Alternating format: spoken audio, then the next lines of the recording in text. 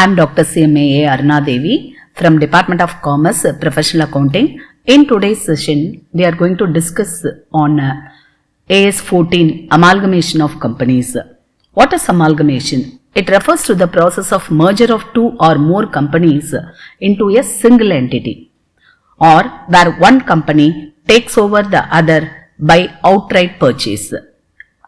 Usually, if two or more companies merged together, then it is known as amalgamation, and if one company takes over the other by outright purchase, it is called absorption. But as per AS 14, there is no amalgamation or absorption or external reconstruction.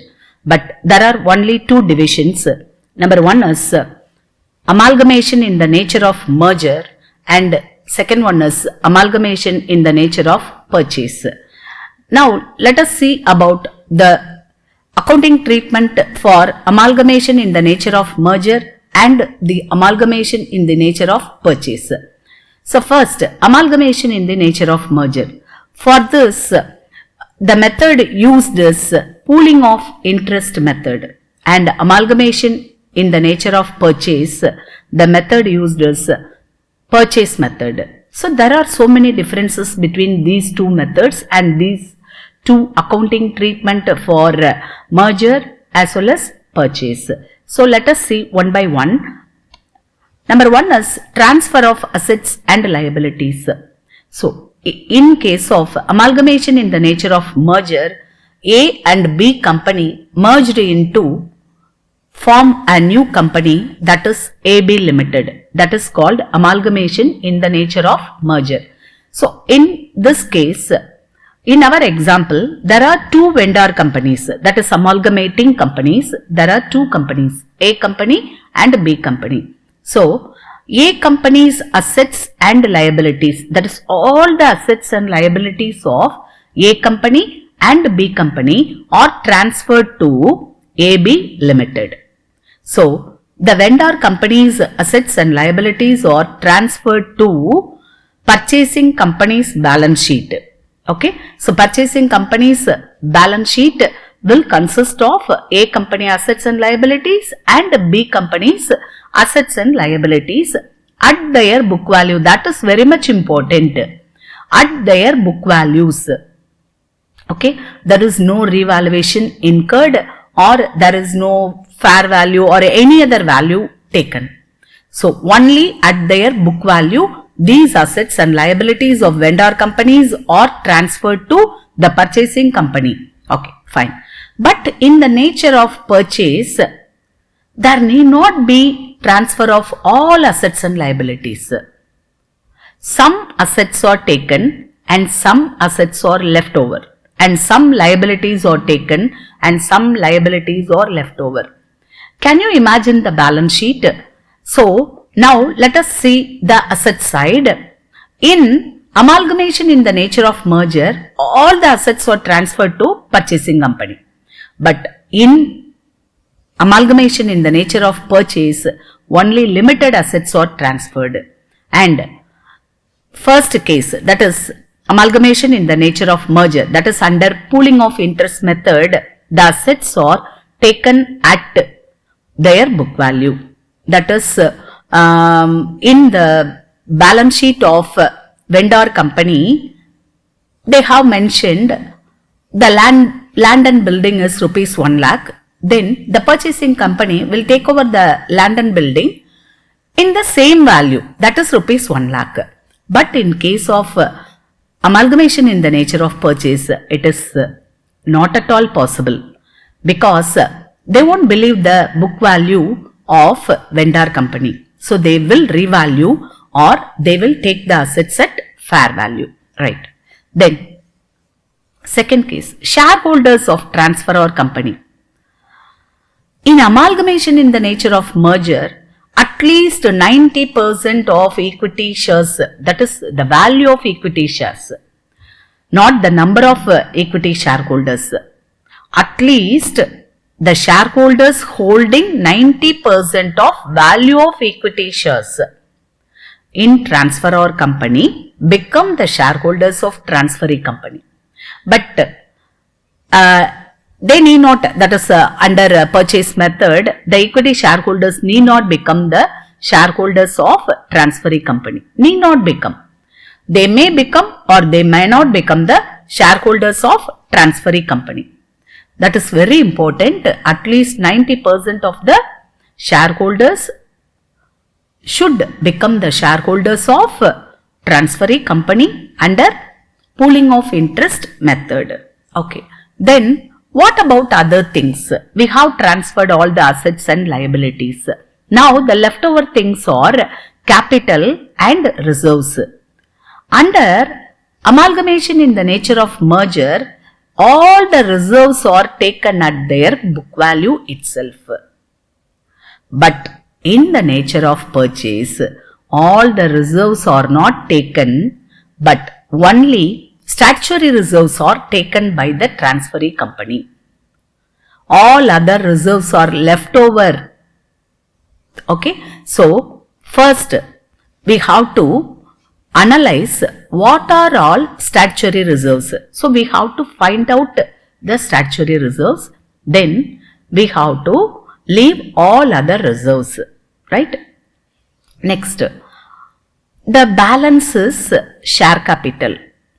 So, purchase consideration. If we purchase anything, we have to give something in return, no? That is called consideration. Likewise, if we are going to purchase a company, then we have to pay something, that is called a purchase consideration.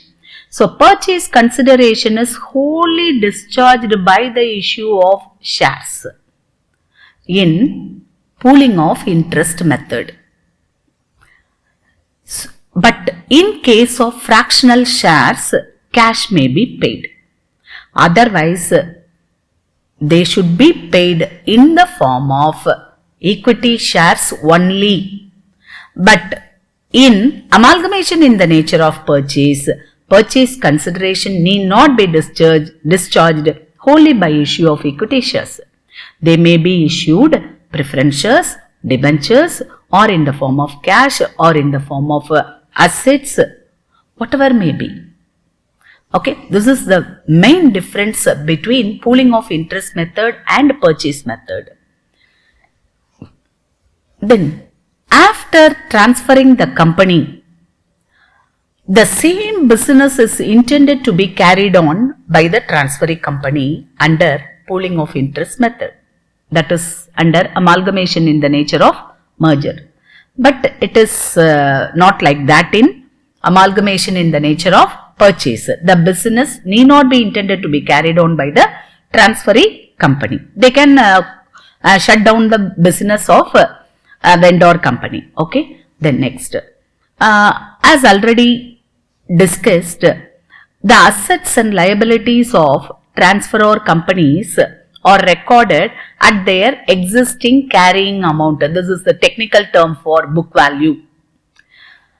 We are used to say like that, that is book value, but the technical term under AS, the book value is carrying amount. So, at their existing carrying amount. Okay. So, under pooling of interest method, all assets and liabilities are taken over by the transferee company at their carrying amount. But in case of amalgamation in the nature of purchase, they are recorded at their existing carrying amount or on the basis of their fair values.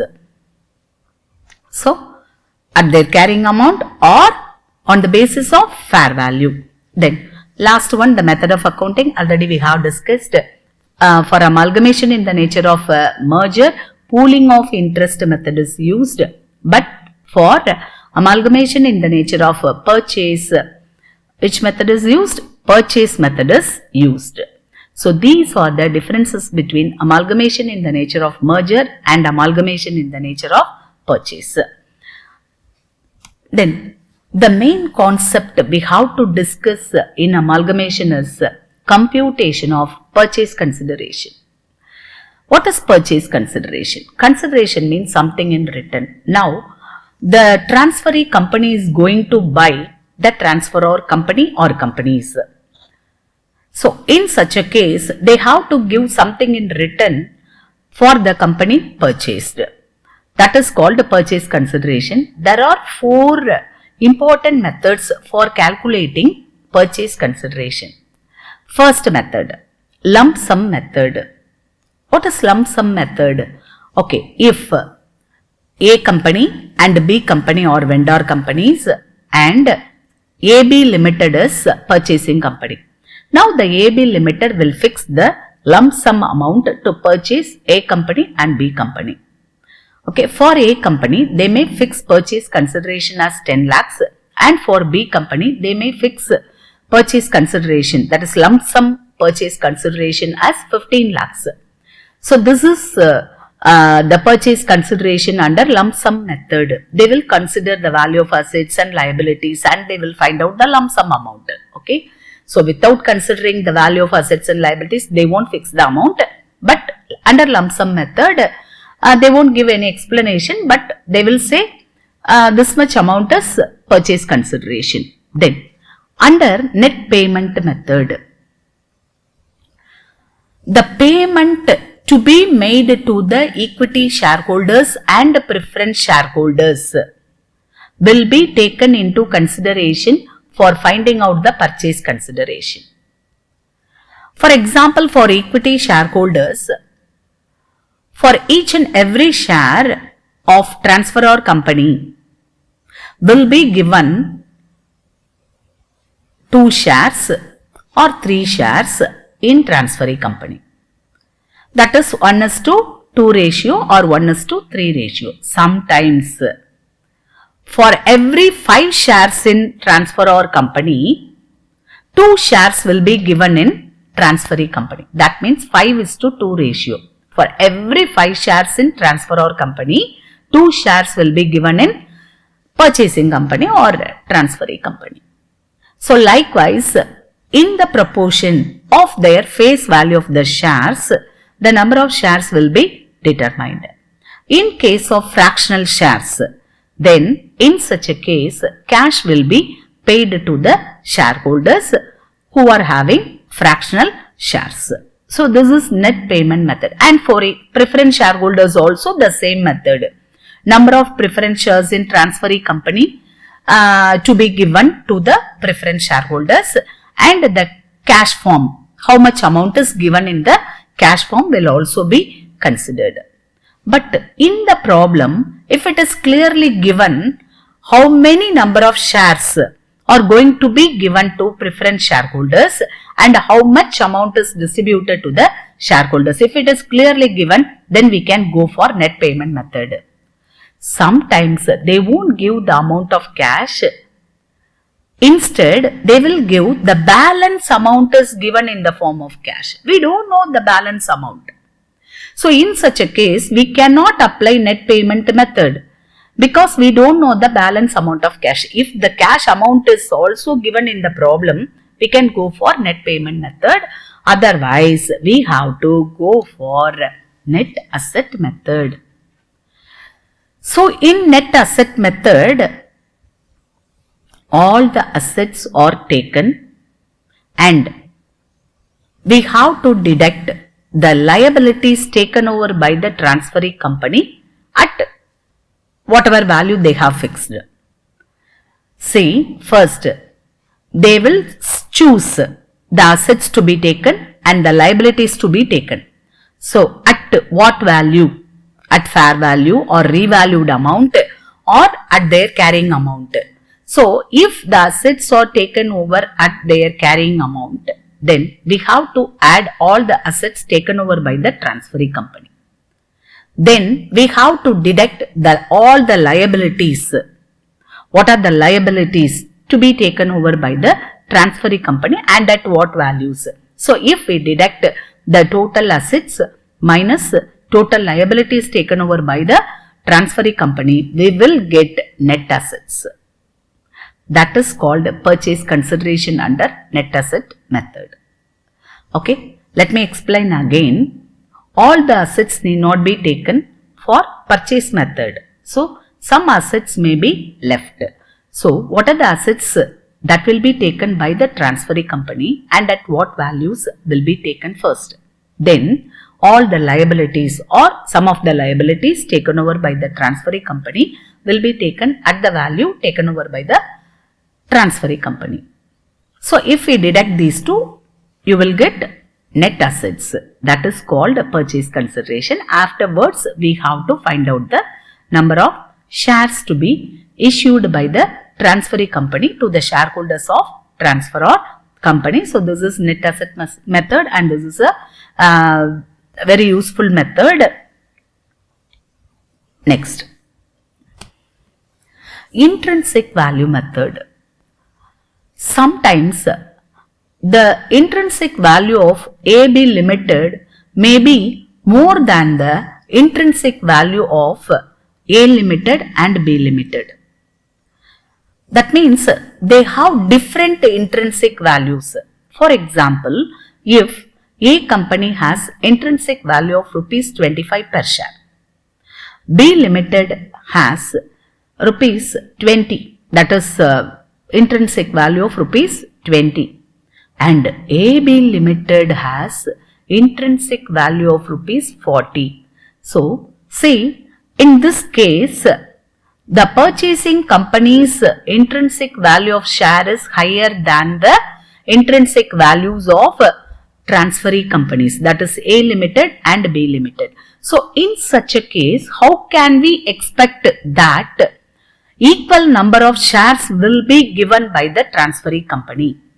Say for example, B Limited, the intrinsic value of B Limited is rupees 20, but the intrinsic value of AB Limited is rupees 40.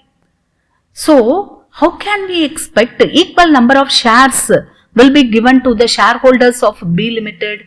No, it's not at all possible. So, under intrinsic value method, for every 2 shares in B Limited, only 1 share will be given by AB Limited. That is the thing. So, on the basis of intrinsic value, they will decide how many shares to be given to the shareholders of transferee company. So, these are the 4 methods of finding out purchase consideration. And one more thing, you have to keep it in your mind. Under AS 14, that is as per the accounting standards 14, if we are going to do problems in amalgamation, then there is no information about the journal entries or accounting treatment for vendor company. Only the accounting treatment for purchasing company or transferee company is given. So, if you are going to prepare the accounts for amalgamation as per AS 14, then you have to consider only the journal entries of purchasing company and the balance sheet of purchasing company. Only these 2 things are dealt in AS 14. There is no information about the accounting treatment for vendor company. Okay, so these are the important points regarding Accounting Standards 14. Thank you.